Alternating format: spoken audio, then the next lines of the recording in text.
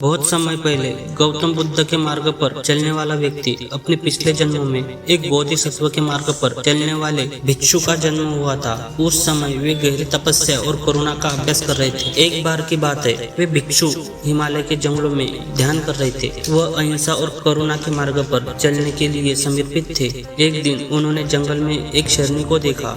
वो शेरनी बहुत कमजोर और भूखी थी और उसके पास छोटे छोटे बच्चे थे। भूख के कारण वह शेरनी इतनी कमजोर हो गई थी कि अपने बच्चों के लिए शिकार तक नहीं कर पा रही थी। उसके बच्चे भूख से तड़प रहे थे और मरने के कगार पर थे। भिक्षु ने यह देखकर गहरी करुणा महसूस की। उन्होंने सोचा, यदि यह शेरनी भूख से मर गई या उसके बच्चे भूख के कारण मर गए तो यह कितना दुखद होगा। मैं इनकी मदद कैसे कर सकता हूँ। फिर भिक्षु ने एक बड़ा निर्णय लिया।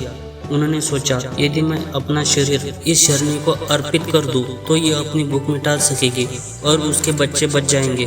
बिना कोई संकोच किए भिक्षु एक ऊंची चट्टान से कूद गए और अपना शरीर शेरनी को समर्पित कर दिया। भूखी शेरनी ने भिक्षु का शरीर खाकर अपनी भूख मिटाई और उसके बच्चे भी जीवित बच गए। भिक्षु ने यह बलिदान इसलिए दिया क्योंकि उसके मन में सभी जीवों के प्रति गहरी करुणा थी।